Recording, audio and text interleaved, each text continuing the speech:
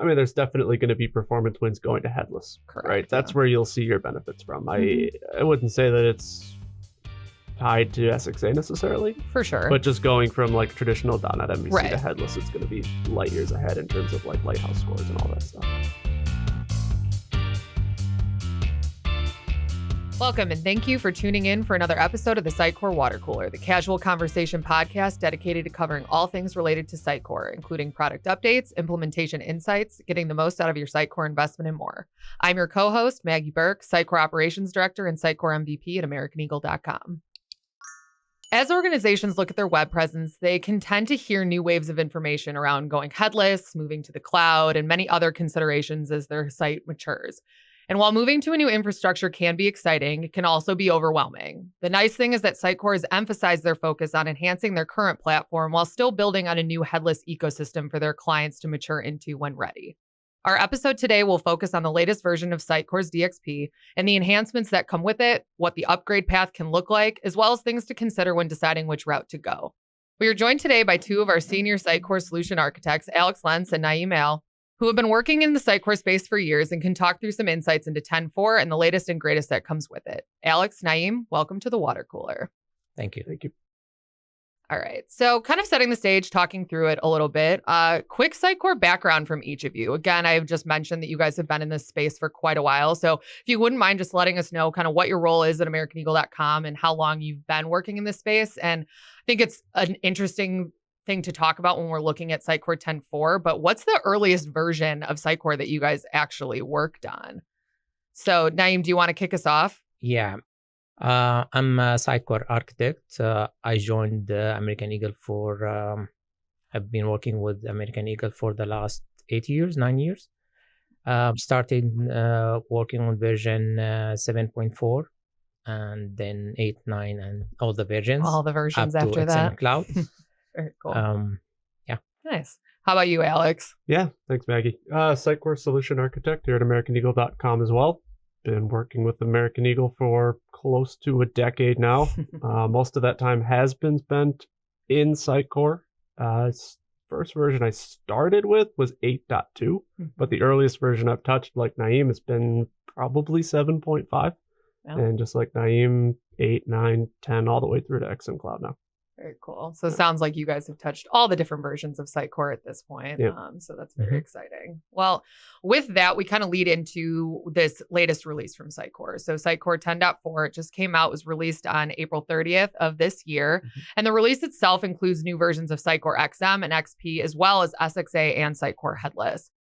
The mainstream support for this is actually going to be available until the end of 2027, and extended support goes into 2030, actually. So Sitecore has really reiterated their commitment to their customers on their current XP and XM platforms. And this new release, it really just gives customers plenty of time and options if they are not necessarily ready to move to the cloud yet. So this new version comes with over 200 features for integrations, security enhancements, and all these different things.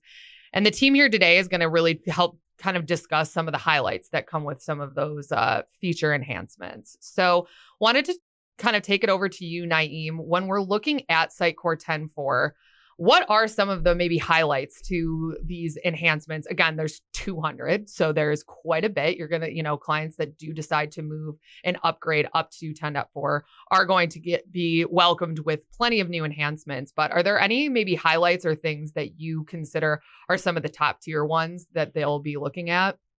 There have been several enhancements. Sitecore worked on security enhancements, so they started by updating their JavaScript library, and they have been proactive and they improved the security to reduce the cybersecurity risks. They also improved the third-party integration, like they support now SQL Server 2022.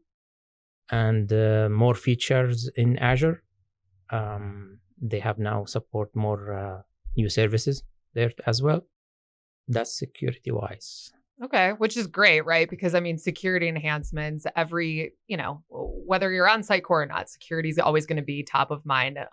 We have an entire department around it here at AmericanEagle.com. So, it's always one of those things that you're always looking to enhance and make your website look better, but you want to make sure that you're on a secure platform. So security enhancements being a big kind of push for Sitecore 10.4 is really exciting to hear and really exciting to kind of feature as one of the highlighted enhancements. So yeah, and Naim, you had mentioned an update or the security updates to JavaScript services, right? Right. And that's version 22, I believe.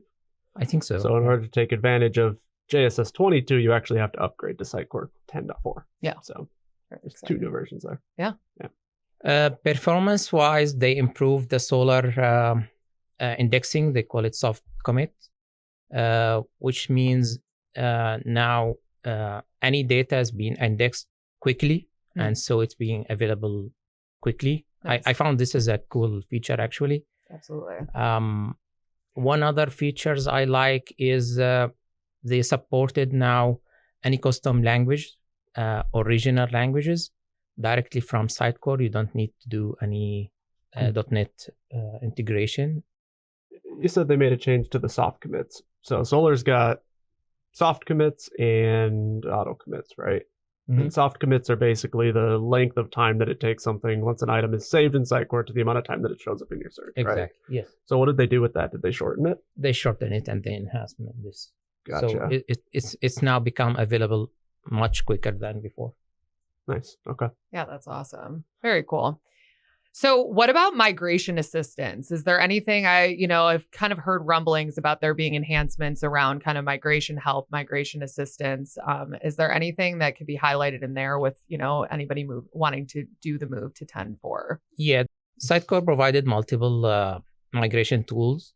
Two of them I found very interesting and really needed. One is the XM to XM Cloud migration. It will migrate the content, images, and users to the XM Cloud. That mean is now the developers will focus only on the front-end migration. They will not worry about the back-end migration. Another tool is XDB to CDB migration tool, which is also saved us a lot of time now. Both tools are really cool, and they facilitate the migration to XM Cloud. Nice. So those migration tools are available for someone that wants to go from 10.4 to XM Cloud down the road. Yes. Got it. Okay. Yeah. So it sounds like it kind of creates a framework and a stepping stone for, hey, if you're not ready to go to XM Cloud now, you can at least go to 10.4 knowing that will be available to you when you are potentially make that decision. Yeah. Yeah, that's awesome. Very cool. So we talked a little bit about some of the security enhancements. It sounds like there's some really nice things with kind of easier integrations when it comes to third-party services. How about any other areas that maybe people are thinking about, or it's maybe top of mind when you're doing a web redesign or things like that, but maybe not always are top of mind? So something like accessibility, because I feel like, within our own accessibility department here at AmericanEagle.com, we're constantly doing our own reviews and things like that. And some clients are really on top of making sure that they're compliant, but it's not always top of mind. So is there any enhancements when it comes to 10.4, especially in the accessibility area, that we want to highlight or talk through? Yeah, Sitecore improved the accessibilities in version 10.4, which will make it easier for the content authors with visual impairments to do their job easier. They did change the navigations and add other enhancement in that regard. Very nice. That'll be music to Nick Goodrum ears, our director of accessibility department here. But no, that's fantastic, because again, when you're looking at kind of web development, web design, things like that, you want to make sure that you're on a platform that is putting accessibility first to make sure that obviously you stay within compliance while you're figuring out all the other factors of redesigning a website. So that's very, very cool. Yeah, and I think it's cool too that they took the time to. Everybody's always focused on accessibility for the front end, right? Yep. But they took a step back and they said, let's work on accessibility for the content authors. That's right. Let's put those visual focus editors in Experience Editor And let's do all of those things to align with the W3C ARIA authoring practices to make that version more accessible for authors. Awesome. That's a great point. Those are honestly all great kind of highlights to some of the enhancements. Anything from a marketing perspective or anything that maybe some of the business users and content users can look forward to or get excited about with 10.4? Yeah, I know with 10.4, there is an improved marketing stack integration. So with Sitecore Connect and those other marketing or Martech tools they're called, they've made a lot of improvements in 10.4 with that. Well, that's great to hear about some of the enhancements that are kind of coming with 10.4. So I think the other side is the consideration around SXA versus headless SXA, because in some regard, it actually gives clients a stepping stone into headless without fully really diving into going to XM Cloud, which I think is definitely a path that some might want to consider because, you know, it again gives you a stepping stone to doing that without having to bite off more than you can chew, right? So Alex, are you able to give us some kind of insight into maybe the differences between SXA and headless SXA and just kind of the path forward with headless? Yeah, absolutely. So in order to jump into that, we need to kind of think about what SXA is and where SXA came from, right? SXA has been in the works for years, getting improved and improved every year, getting better and better. And what it does is it gives content authors the tools and the ability to accelerate Sitecore, right? That's what it stands for, Sitecore Experience Accelerator.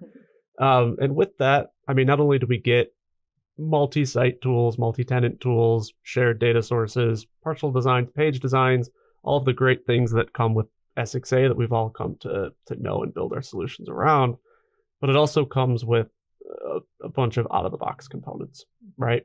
And if you're somebody that's trying to make the decision, do I want to go headless? Do I not want to go headless? What does that look like for me? If you're currently using SXA, that's something you need to keep in mind. One of the biggest differences between traditional SXA and headless SXA is the list of out-of-the-box components. Right. So if you've got a content site today that's heavily reliant on SXA and using a lot of those out-of-the-box components, so I'm trying to think off the top of my head of what's not included, but you've got I don't know, your containers, your rich text, all of the basic components that you've come to use. Some of those might not be available in headless SXA. So you really need to take time to look at Sitecore's publication. They've got lists out there of what's included and what's not included, and just go off the understanding that, okay, if we do make this jump to headless and we want to continue to use SXA, which you should, these components might not be available to us, and we might need to take that back to the drawing board and make sure that fits in with our site structure and everything else that we're doing. Right. On that note, right, there's obviously no more Scriven. So all of those components will have to be rewritten. There are some tools out there to help you migrate from Scriven to, like, let's say Next.js or React or whatever you're building your headless infrastructure on. But something to consider for sure. Definitely. But I think that's a good point too, because when you think about, planning through it and actually kind of taking apples to apples, you might not be actually using all of the components that are available in SXA anyways. So to your point, it's really just kind of validating, okay, let's take a look at what is available in headless SXA versus what is not. And then let's actually see, are we even using the components that are, not going to be available anymore, things like that. And, is it much of a lift to even have those just kind of be a little bit more custom? Right. Yeah. And I mean, with headless SXA, you're still going to get a lot of the great features that you're used to, right? So you're still going to have your page designs, your partial designs, your shared data sourcing, your multi-site support, your multi-tenant support, like all the wonderful things that really facilitate content authoring in SXA. They're still going to be there for you. You'll probably have to rethink some of your theming stuff, like Creative Exchange and all that stuff isn't going to work anymore. But for the most part, a lot of what you've come to rely on is still going to be there. Right.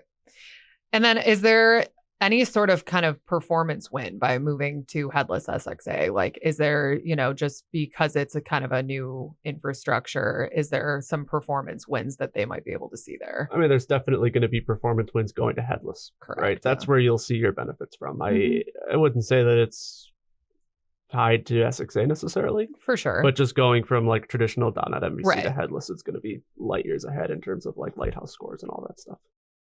Well, that's great to hear just when it comes to, of course, again, the enhancements that come with 10.4, but then also kind of looking into kind of SXA versus headless SXA and which ones you guys kind of want to make the decision around. So knowing that we have a lot of clients that are currently in the Sitecore ecosystem that are kind of faced with the decision of, okay, should I upgrade to 10.4 or should I go to XM Cloud, or what are the stepping stones that might kind of get me to that end goal? I'd love to hear from you guys. What do you guys think is probably, of everything, the most important thing to consider when making that decision around upgrading or migrating to XM Cloud? Is there something you guys can think of that it's like, hey, if you're an organization that's really thinking about this or really kind of starting to plan for it, this might be one of the top things that you should consider before making the move?